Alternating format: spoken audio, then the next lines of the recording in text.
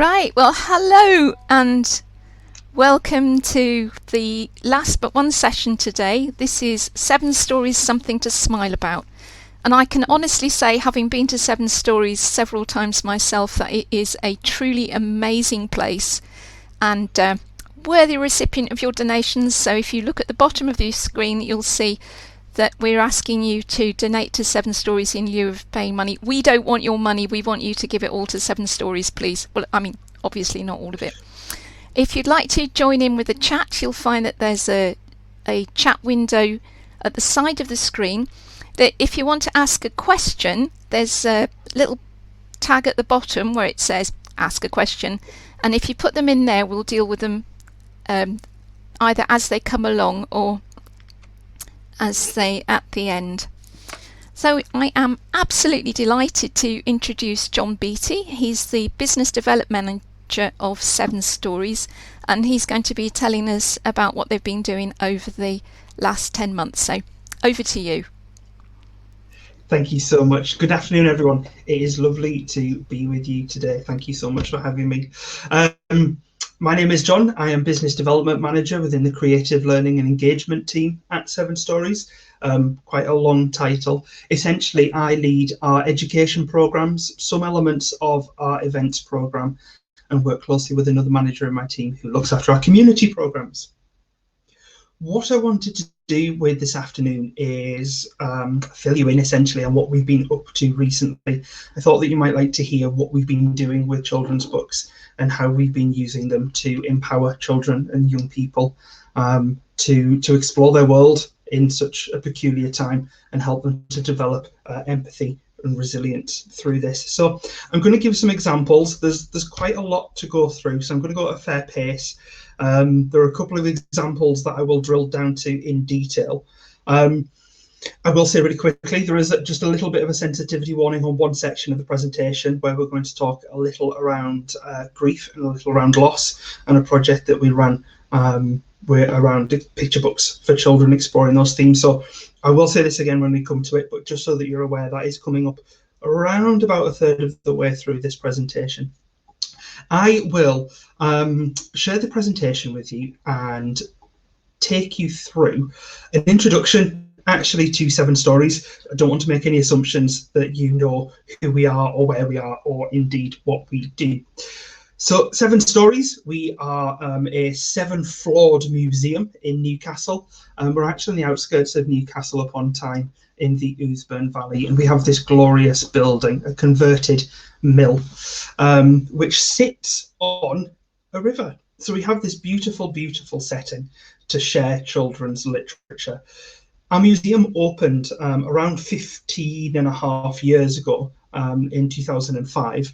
But the organisation's actually been around a lot longer than that before the museum opened. So we started in the 90s and we were founded by 2 incredible women, Elizabeth Hamill and Mary Briggs.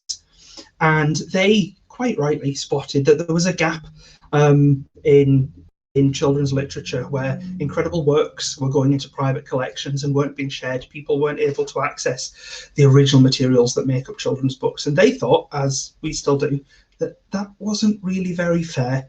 So 7 Stories was founded to collect, celebrate, save and share children's literature in Britain.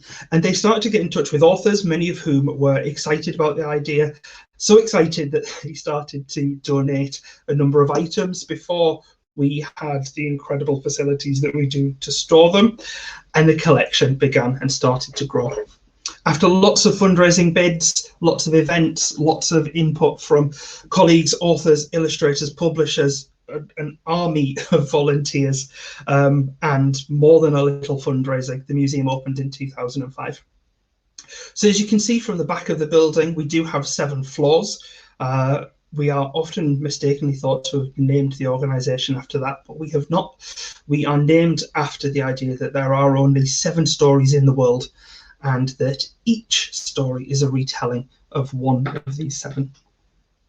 Within our building, we host exhibitions, we have events, we have a children's bookshop, we have a cafe. This is one of my favourite exhibitions that we've had in the last couple of years, where original pieces were displayed in large frames that had sensory elements all the way around them. And here you can see this young child taking a big whiff of what is fresh linen and fresh cotton. We try to make our exhibitions as engaging and as immersive as we can. Our archive collection is still at the heart of everything that we do. It has actually moved home through the pandemic and is now housed in Newcastle Central Library. And it's made up of just over 2 million artifacts at this point, which is just a little bit mind-blowing for those of us that are able to walk into it and see it. So we have items from much-loved authors and illustrators. Michael Morpurgo donated his full archive, David Almond, Judith Cars.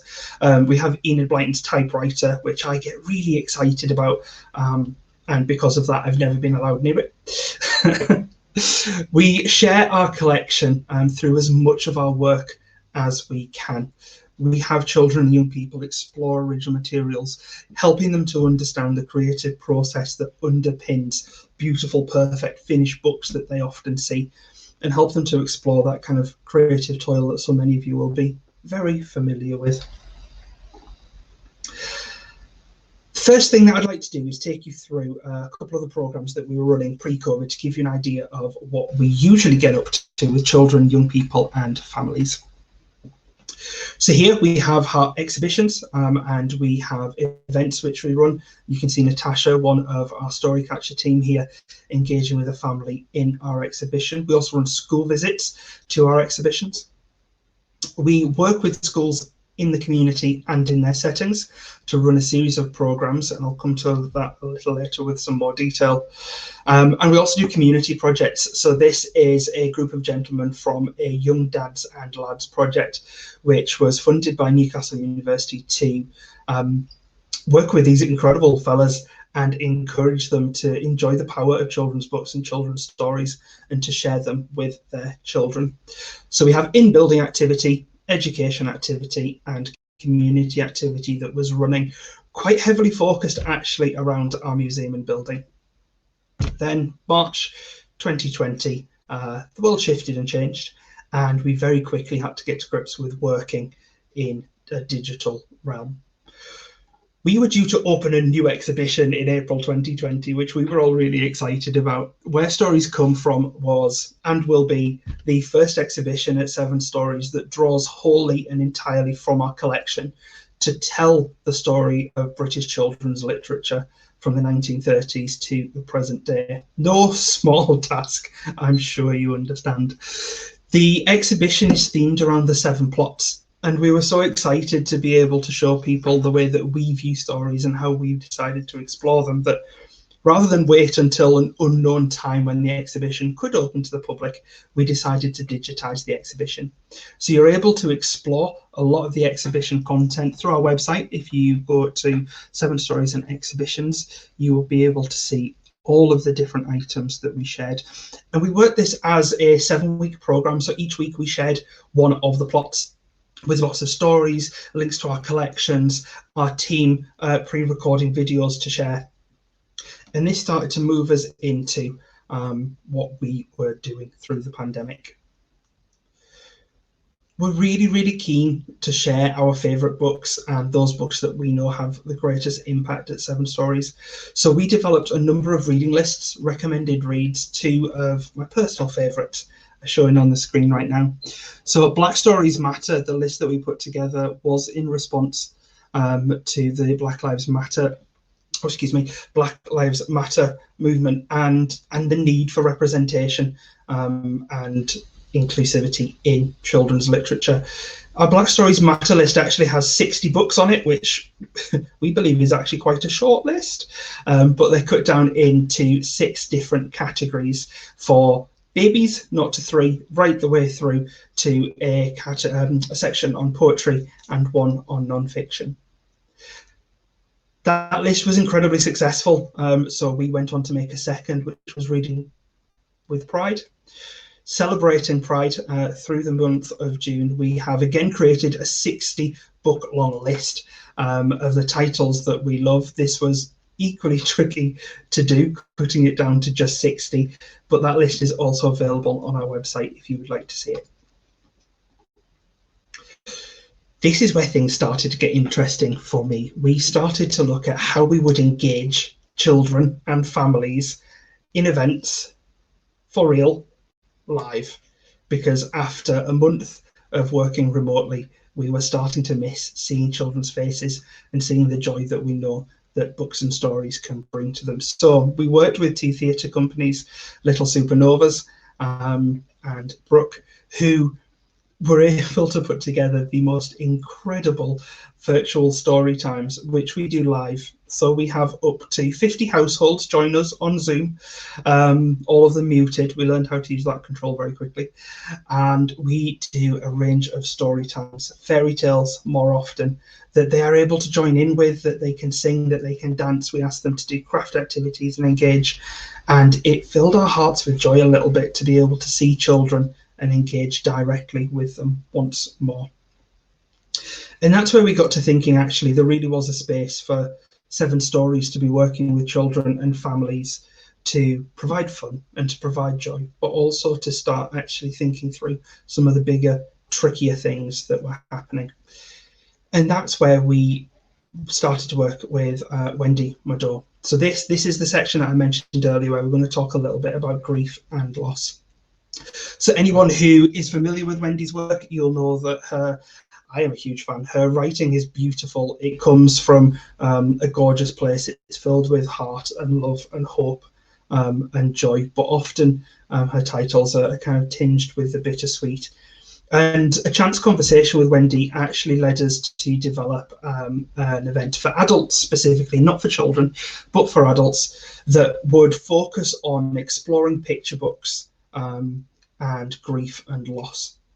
So this 45-minute event was planned as an opportunity for professionals, librarians, teachers, those working in organisations who were in direct contact with children who were suffering some form of grief, loss or bereavement, to look at how children's picture books can be a door to having that conversation. And the event was a wonderful thing. This is where my bias starts to come in, but it was a gorgeous thing where actually we were able to speak quite openly and honestly about the difficulties that people have speaking about death and some of the gorgeous ways that actually children can approach this subject. So Wendy shared a couple of her books. Here you can see Tibble and Grandpa, and how they actually open up opportunities for creative activity that links to trickier conversations. And as we were putting this event together, it became really clear that we needed to do more than just have this event. We needed to provide books and resources for adults who were wanting to speak to children about these topics. So we created a grief and loss book pack.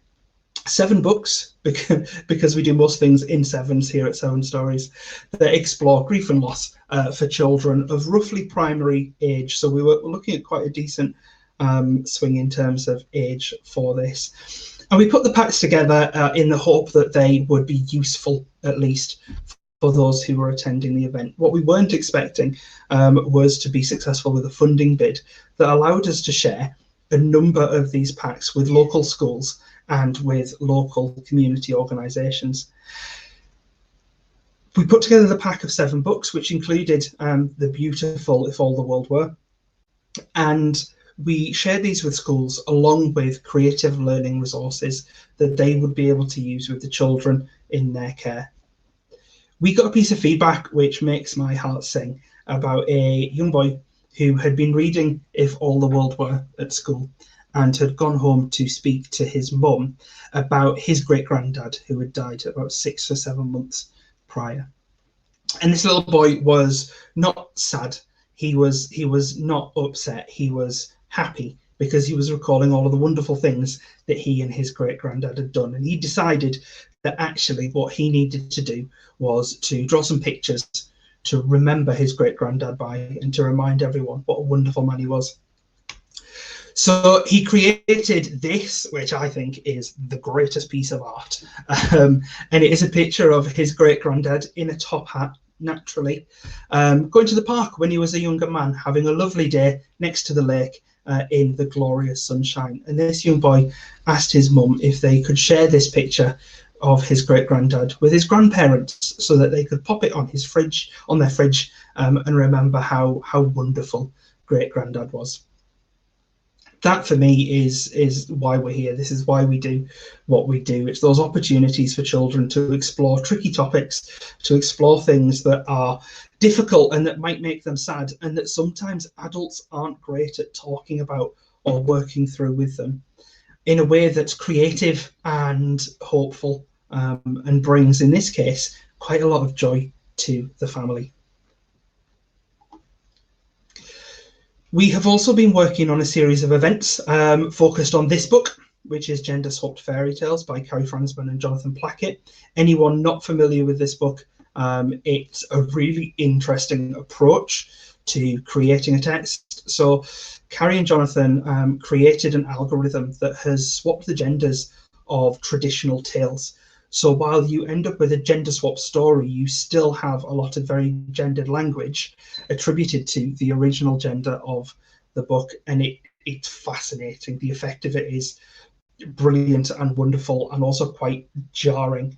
And Carrie's illustrations are glorious as far as I'm concerned. So we actually had another this morning where we worked with 2 theatre companies to deliver Mr. Rapunzel to around about 50, 60 children and their grown-ups, and it was glorious. They each created their own Rapunzel's tower so that he was able to let down his beard and his princess was able to climb to rescue him.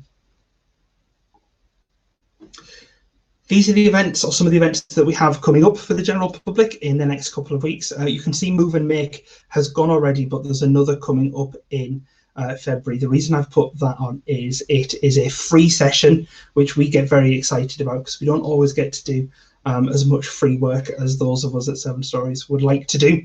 So this is a free session, especially for early years, for families with young children, to do what it says on the tin, to get up, to move, to make, to explore, and to have some fun with stories. You can also see the third image there is for our creative writing workshop, which another of ran today.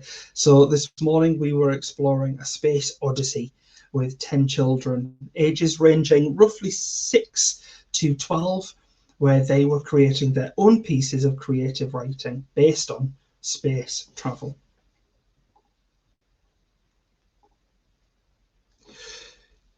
As I said, I'm kind of whistling through this quite quickly, so forgive me if there are lots of pieces that you'd like more information on. We can come to that in questions, and please do ask all the questions that you may have. Our community programmes are planned and developed by my colleague Sarah Cotton, who is our creative producer for partnerships. So I'm going to speak on behalf of Sarah today. If you would like more detail on these programmes, please do get in touch, because Sarah will be able to add lots more colour to this activity than I can. These are 2 pictures of our local community. So this on the right hand side is the tower block of Byker Wall, and on the left some of the houses in the Byker community. We are probably 5 to 7 minutes walk from the Byker Wall estate. However, the majority of residents who live there would not typically visit 7 Stories for a range of reasons, but not least because we're a paid for venue, and that access, that pay access, is a huge barrier. We know that stories can have a huge impact, and we know that the greatest impact can actually be felt in communities where they may not have access to books or stories at a scale that they would like. So we've been doing a lot of work to fundraise and get some cash together to work across the Byker ward, and there were plans, lots of plans in place just as COVID hit. So Sarah started working really hard to replan, to rework, and to think about how we could share stories with children, young people and families on our doorstep. So this started with Stories for Life. My colleague Molly here is showing a couple of the books that we used for digital sessions that we delivered in closed Facebook groups, working with local community organisations. So rather than trying to set up our own groups and to encourage families to engage with us when we know that they wouldn't, we've been working really closely with a number of community organisations to provide offers for those who engage directly with them. And here you can see Molly introducing some of the books that were going to be shared as part of Stories for Life, a programme supporting disadvantaged children aged 0 to 5. And this programme ran as packs delivered to families' homes. So they received a book. You can see Oh Dear is our choice for this pack, along with creative activities, everything that children would need to do those creative activities, and some snacks and some food directly linked to the story. We were very mindful to ensure that every pack had everything needed. So if we said that children needed scissors, we provided scissors. If we said they needed glue and pieces of cut up coloured paper, we made sure that we were able to provide those, making no assumptions about what families may have or what they may be able to get hold of. And here you can see the Community Family Hub East in Byker sharing information about our first story time. And here you can see it in action. So this is another of our Stories for Life sessions. A local business very kindly donated all of the coloured pens and the glue and the foliage and the masks that were needed for this particular activity. And in the top right again, you can see my colleague Molly showing how best to make a foliage mask if you were to go and hide in amongst the woods and the trees. Ruby's Worry was another book that we chose for this programme because of how beautifully it explores children's anxieties and worries, something that we were anticipating that children would be feeling quite a bit more than they were prior to the pandemic. So in with this, we included lots of lovely craft activities again, but we focused on how children were able to express their emotions and their feelings. And what we have here is a clear worry jar that we asked children to decorate and to make look as wonderful as they wanted, where they could write down or draw any of their worries, any of their concerns, and start to pop them in a place so that they knew what was happening with them, where they were, and how to address them. And adults were able to join them with this. So adults were able to have a conversation about what children were worried about, what they were concerned about. You can also see that we had a pinwheel activity, which was very simply an activity that children could do with adults and then use to actually express their emotions if they didn't feel comfortable talking or if they didn't feel comfortable, I guess, verbalizing what it was that they were feeling at that time. Here you can see Tap the Magic Tree and a young gentleman who is thoroughly enjoying his apple as well as the book. With this, we provided plants for families to grow, and we encouraged them to plant them in whatever they had spare that wasn't needed anymore. One family actually chose to use an old pair of shoes that they were loath to get rid of, but weren't entirely sure what to do with. So they became their official Tap the Magic Tree plant pots. And then we had I Will Not Ever Never Eat a Tomato. And this segues into another project that we delivered. So Story Kitchen was a food-themed project using children's books to inspire community, cooking and creative activity during the school holidays. So this was intended to give families opportunities to share a story, to be inspired by the story, but we also provided enough food for families to create a full hot meal for the whole family, addressing some holiday hunger issues. And as you can see here, we put together packs very similar to the previous ones with craft activities, but we also provided lots of food which families were able to cook up. And here we can see what happens when you give a family chapati boon and lots of ingredients. I think the next picture is Food Nation, an organisation that we worked with very closely on this project, who put together these recipes for us. We are experts in stories. We love food, but we're not experts with food. So Food Nation were able to put together recipes, record them, as you can see here, for families so that they could watch along if they want to, but being mindful that families might not have access to technology, or if they did have access to technology, may not have access to Wi-Fi or data. They also wrote these up, so we provided written recipes in with the pack, as well as the option to join digital sessions. And here you can see what happens. So this is I Will, Never Will I Ever, and the fish fingers that families were able to make. And I think that this one's my favourite, because these two children just look so happy to have flour and food absolutely everywhere. But again, inspired by children's books.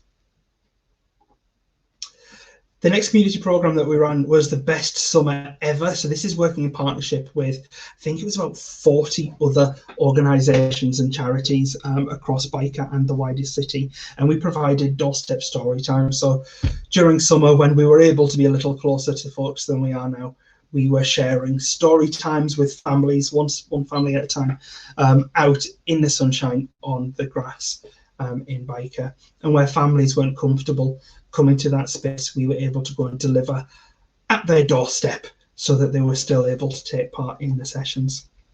And here you can see Fox's Socks, one of the travelling stories that we used for these sessions.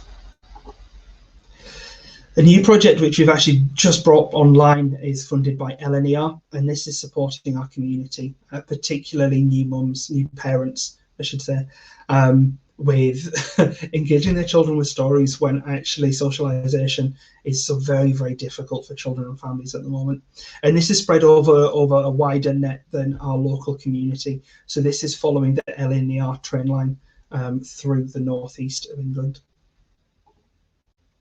And then at Christmas, we ran a fundraiser to give away as many books and gifts and presents as we could, including some Christmas story times. Now, this picture isn't from Christmas Gone, it's from the Christmas before, but the the bonkers, ridiculous book bike that you can see on the left was used. So that's a whistle-stop tour of our community programs. In terms of education, we have been working with our school partners since April, May last year to understand how best to support them through such tricky times. And the best way we found to start off with was to move our Reader in Residence program to a digital delivery. So our Reader in Residence program is where we put a member of our creative associate team, in this case Megan, who you can see on screen, into a school for a full day every week for a full academic year.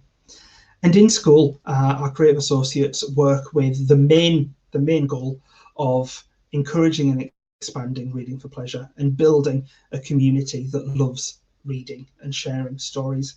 And that is a whole school community. So that is working with children, it's working with school staff, but it's also working with families.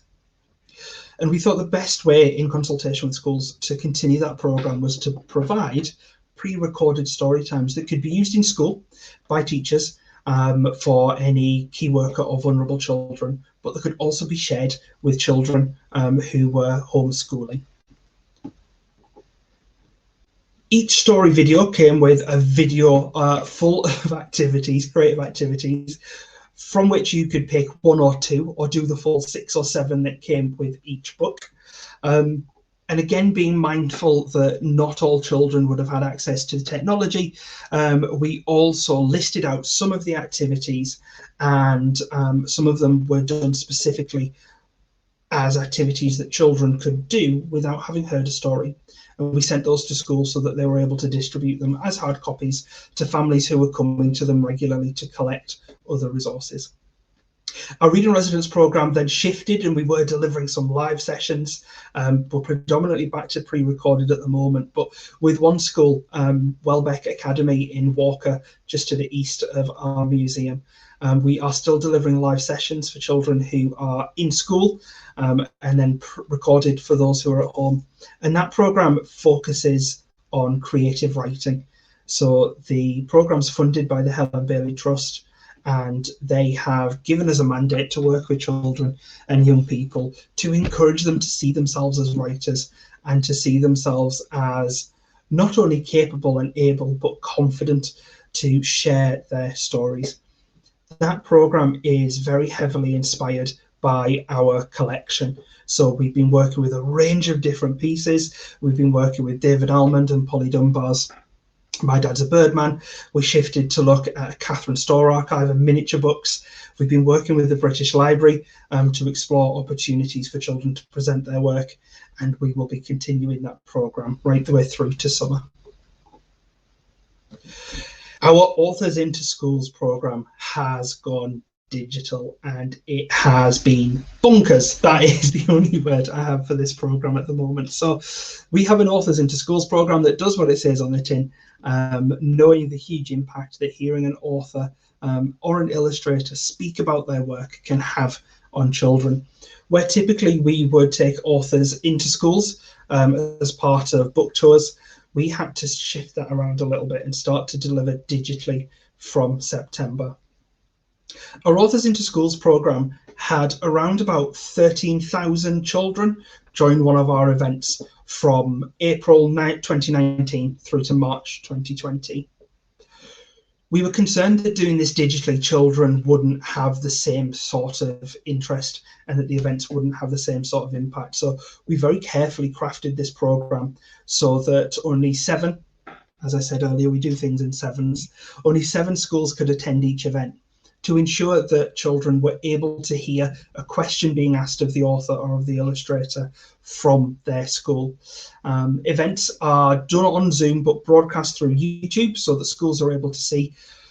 We are not able to see and hear children, which is a real shame, but given the number of children that have been joining these events, it's probably for the best. So where we had 13,000 children join us in a year when we were in this programme, live, from September to December, we had over 13,000 children join us for one of our live digital events. And here's some of the authors and illustrators who have been kind enough to join our programme. So you had Alex Wheatle talking about Cane Warriors. We had Annabelle Sammy speaking to us about Agent Cyber Investigates. And we also had A.F. Harold talking about the book of not entirely useful advice. As we have moved into children being at home and learning from home once again, we have adapted the programme so that it works still as an in-school offer as it was September to December, but it's also available for children who are home learning. So the event is live, but we make sure that the video is available for 24 hours afterwards for anybody who's not able to join us at the live event time. And we have had some fab feedback. So this is Valley Garden with pictures of their event with Catherine Rundell I believe this was in October. The next event that we will be doing, the next big event that we will be doing, will be with this gentleman. HarperCollins and Egmont have been kind enough to work with us on a national author event with Michael Morpurgo. It's got a little crazy. We launched this a week ago, and we already have over 220 schools signed up to this, with a maximum audience of 31,000 children joining us live. For context, we usually work with around about 30,000 children, young people each year through our entire learning and education programs. So we're all a little bit amazed that we will be doing this through one single event coming up. We then have our Spring 2 programme, which will include a whole host of authors, including Morag Hugged, Liz Pichon. We have Sarah Hager-Holt joining us for Proud of Me on World Book Day. We have Steve Cole, Sita Brahmachari, and Tom Palmer too. We have been doing live events with schools, so we have created a whole host of interactive sessions. The first that we did was around this fella here. So we had a live a session that we were due to be delivering with schools and the family in our visitor centre as part of our Where Stories Come From exhibition. So we redeveloped the session to be a digital programme where one of our Storycatcher team presented live into a classroom or multiple classrooms in a school and shared this story along with creative activities. And we had Axel Scheffler join us by pre-recorded video to share how he draws the Gruffalo, and this was the creative activity that we gave to children. And they came up with some corkers. Axel asked children what they think the Gruffalo's child's mother might look like, because while he knows the Gruffalo and he knows the Gruffalo's child, he has never seen or met the Gruffalo's child's mother. And here you can see some of the glorious examples that children came up with to showcase what they think the mother might look like. That's a whistle-stop tour of what we are doing at Seven Stories. I wanted to leave plenty of time for questions, and it looks like that has happened. So if you would like to ask questions, please do share them in the questions box. And hopefully, if I end my presentation now, we should be joined Hi. Um, I'm absolutely gobsmacked by that. It's so good and really, really lovely. So the first question is from Sandra.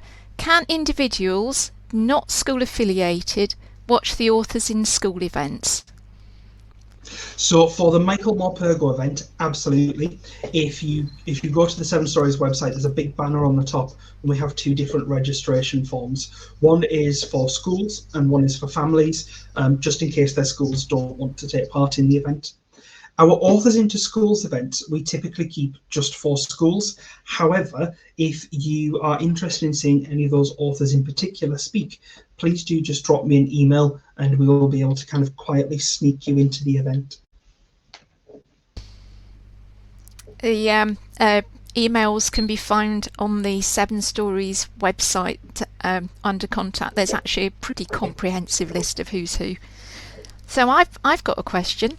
I mean, to me this seems like a no-brainer, but when we finally get back to whatever normal's going to be, are you planning on continuing with your digital platform? So we are not only planning to continue with it, but to expand it. So we're currently recruiting for a digital producer. I think applications are now closed. We have found that this is not only a great way to engage through tricky times where families aren't able to come to visit us, but it allows us to speak to children, families, young people, adults beyond the Northeast. We love and are very proud to be a Northeast based organisation, but we want to be able to share our stories and our work with the whole nation. So we are looking to actually not just maintain, but to grow that work. Thanks. I am really looking forward to that. There's a question come up. How are Seven Stories funded? A whole mixed model. So we receive Arts Council England funding. We're a national portfolio organisation, so we get a substantial amount of our income from the Arts Council. We also receive substantial amounts from trusts and foundations, and that tends to be specific activity. So we may have projects that we're running with a particular school or with a particular focus or within a particular community where we fundraise to make those happen. All of the community programs that I mentioned to you earlier were funded by trusts, whether that be Well Newcastle Gateshead, which is a subsidiary of Well North, LNER, Children in Need, and I believe we have some from the Newcastle Culture Fund too for those programs. So it's actually quite a big range. We then also are very reliant upon donations. Thank you all so much to everybody who has donated to us in lieu of a ticket for the weekend's Honkforance. We really, really appreciate it. And that money goes towards making the projects and programs that I've discussed happen. We also have a commercial aspect, so a significant amount of our income actually comes from our commercial endeavours, including our independent children's bookshop, our cafe, but also our tickets. So we are a ticketed venue and people would typically pay to come into Seven Stories. There are also a number of organisations who donate to us philanthropically and or give us sponsorship. I think it's worth saying as well that the archives are public access, so that you can visit the archives, and that is well worth doing. You don't have to be anybody important or studying or doing a PhD to visit the archives. No, not at all. It's a really good point. Actually, my colleague Sarah Lawrence, our Director of Collections and Exhibitions, will be speaking tomorrow at 3:30, and she will give you lots of detail as well of a bit of a behind-the-scenes look at some of the collection. But it has just moved to Newcastle Central Library, and its former home, which was in Gateshead on the opposite side of the river to our museum, it worked, but it wasn't as accessible as we would want it to be. And it certainly couldn't hold the number of people that we would want to be able to see. But now that we are in Newcastle Central Library, once restrictions are lifted, access is going to be so much easier. So again, if anybody's really keen to get in and have a look at the original materials, all you need to do that is to want to do it and get in touch with us. But please do join our session tomorrow at 3:30 to find out a little bit more about our collection.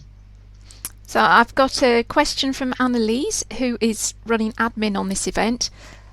Are you doing, or have you got plans to have writing courses for adults? This is something that's very close to all our hearts at the moment. So we don't have plans to do writing courses for adults at this point. We are really focusing on our work for children and young people. So we do have the writing program that I mentioned that was this morning. There's another being delivered next month, but our focus is very much on children and young people, including talent development for children and young people. So I keep saying children and young people. That's a very Arts Council terminology, I'm aware, but that ranges for us up to 25.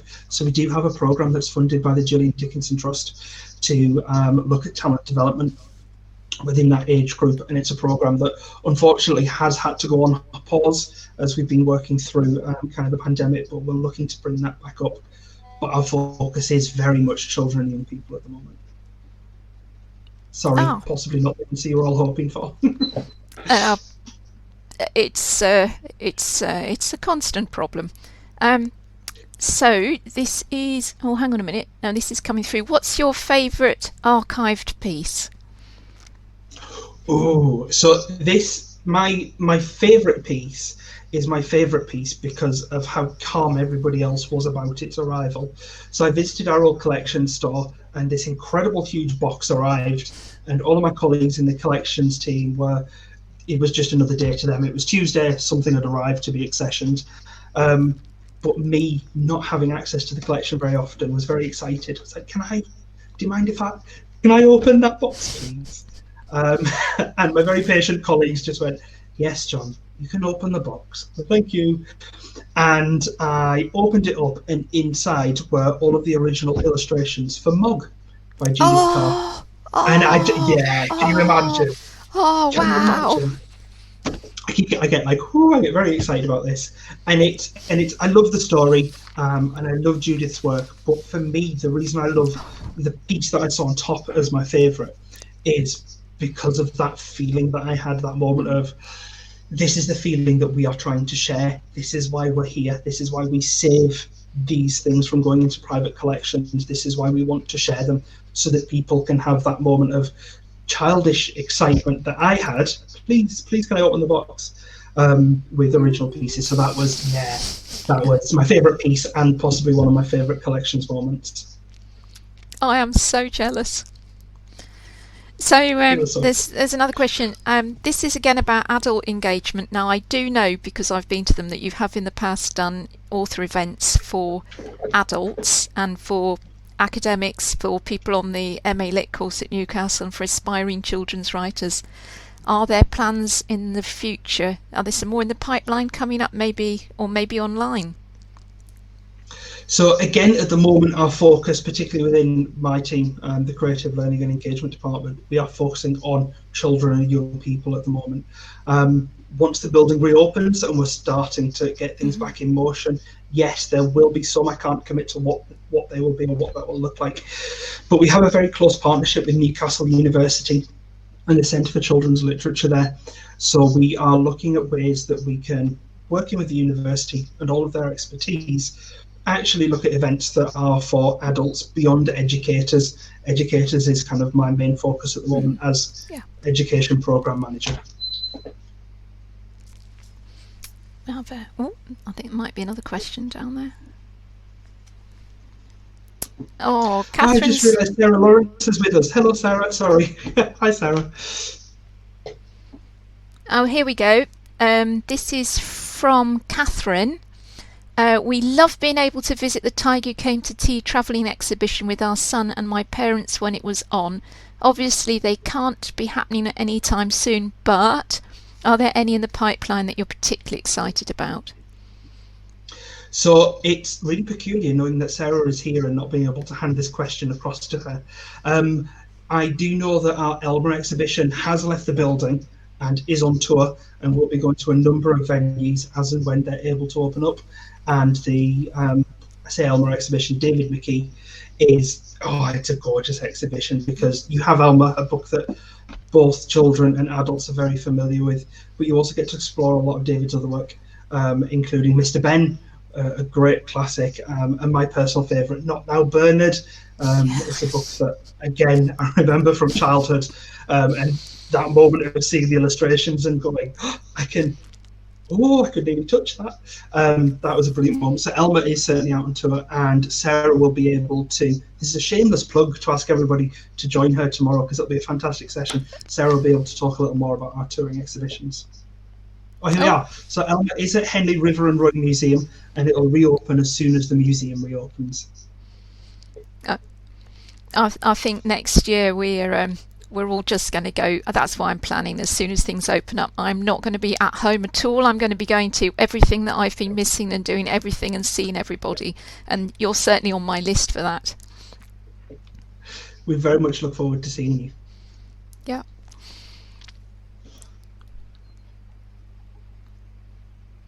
Oh, we've got somebody says, thanks for replying. I used to regularly go to the Ink and Drink events and illustration masterclasses, which I loved. I think it's I'm with Michael Foreman, looking forward to when we can visit again. There have actually been some brilliant events for picture book makers in the past. Are you planning to have artists in residence? We've talked a lot about writers, but I know you have writers in residence at times as well. Yeah, so our last artist in residence, illustrator in residence, was in, I think, February 2020. We had an illustrator in residence just before everyone had to close. And that was actually funded so that we had a Ghanaian illustrator join us and be able to talk not only about his work in his illustration, but talking about his culture and how illustration and imagery fits in. The Ink and Drink sessions will be back at some point. Whoever attended the Michael Foreman event, hello, I'm very jealous. That was before I started at Seven Stories.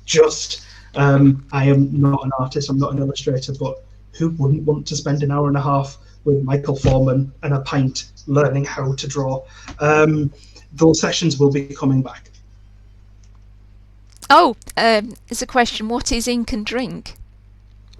I'm making an assumption there. So it is, I keep saying it's what it says on the tin. So we have illustrators, artists join us for an evening, and interested adults, you don't have to be a professional illustrator or artist, interested adults come along. They are given a drink on the door, whether that be wine or beer or non-alcoholic, and then they're given everything that they need, often including ink, to do illustration classes with the person leading it. That sounds lovely. Is there any chance of that kind of session going digital as well? We've been talking about this for a little while and trying to understand actually how best to do it in a way that feels valuable. We don't want to do it because we know we can. We want to do it because we know it's something that would be valuable to people. And I guess the fact that I'm here with you all and you're all asking for it shows us that there is definitely interest and a demand. So I'll speak to colleagues about when we can look to have something up and running. Yeah, I think there'll be a huge demand from all of us, and just keep nudging them that we also need some writing things, please. We'd love to have a drink and write session too.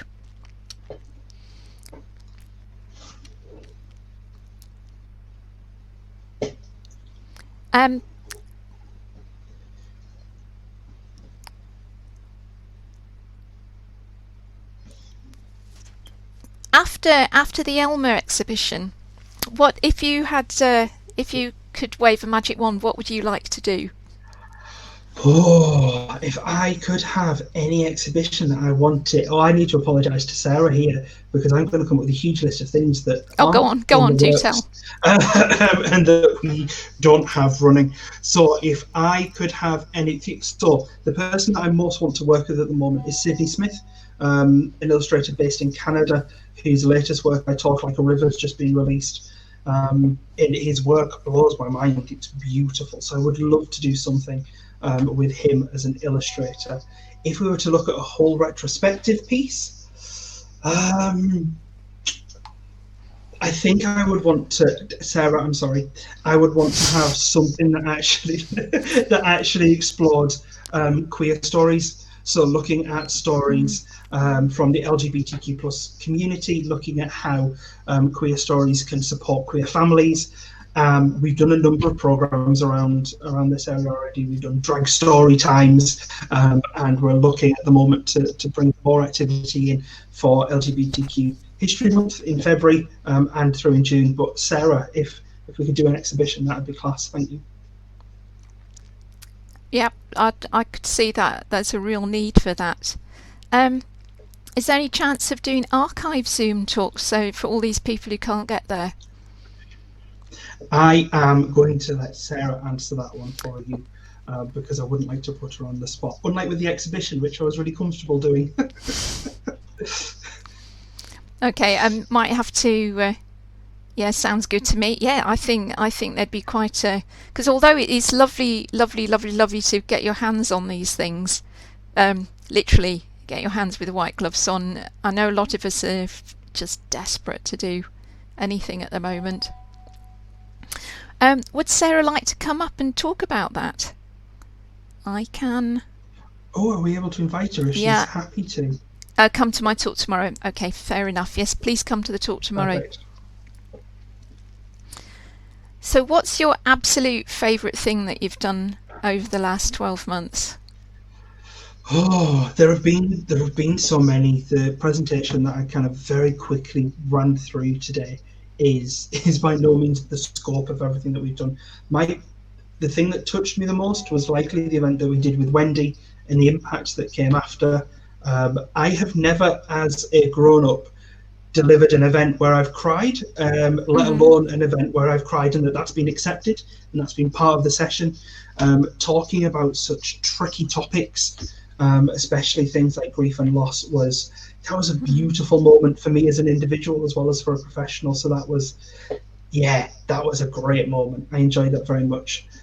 On a slightly less sad note, we got to use the Polar Express as our Christmas title 2019, and we worked with a local cardboard artist who created a very nearly life-size replica of the Polar Express in cardboard in our attic, and then ran workshops for children, young people and families, a fully immersive session where they came, they got ready, they prepared to go on the train. There was a secret door in the cardboard train, opened up, and they were able to climb on board. They got hot chocolate, they got nougat, which lots of children do not like.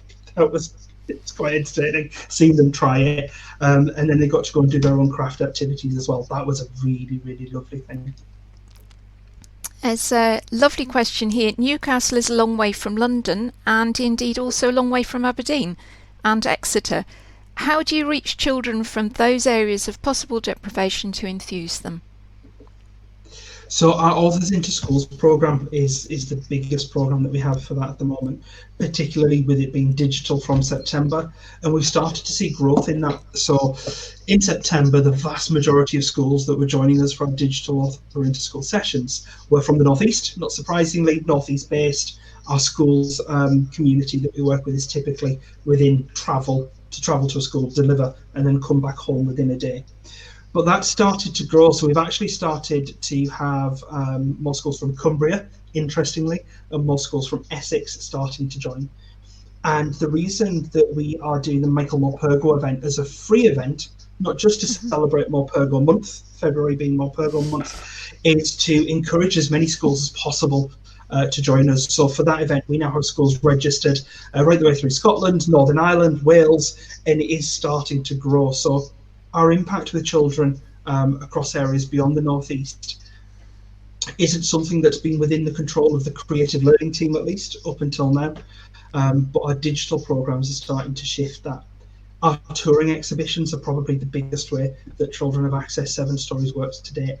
And I'm going to say over 1 million people have seen our exhibitions while on tour. I'm sure Sarah will be able to, sorry Sarah, I keep asking you questions while you're there in the chat, but I'm sure that Sarah will be able to confirm. But our touring exhibitions have seen by very, very large numbers. Now, I know that watching this talk live and also watching it up on the catch-up that we've got, there might well be the next J.K. Rowling out there. So when we all become best-selling children's authors, how can we contribute to the good that you're doing? That is a wonderful question, and I would say that I would want to be working with any author illustrator well before they became the next huge big thing. Um, but we have online events that we do with authors illustrators. What I haven't touched upon is the whole range of author events that we've done digitally. So we've had authors join us to talk about their books as public events. Please get in touch if your book is coming out, particularly if you have a publisher and you're able to nudge them to kind of give you a hand with that. If not, get in touch with us. We love doing digital events. After that, and this again, Sarah will be able to talk more about this, but our collection, we want to have important pieces from children's literature from kind of the 1930s and before, but also now. So having original pieces to share with the public is hugely important to us. And finally, shamelessly, if you are at the level of J.K. Rowling with that level of income and you would like to give us a bit of cash, that would also be lovely. Thank you. Annalise would like to know if Diagon Alley's still there in the top. It is. Diagon Alley is still in the attic and going strong. Mully Grub's shop is still open and is still selling all of its usual goods. Yeah, I must say the shop is awesome. I've been to the shop a few times. That is a great place to go when you need to get that book that isn't in Sainsbury's or Tesco's, and it's I assume that's fully online now.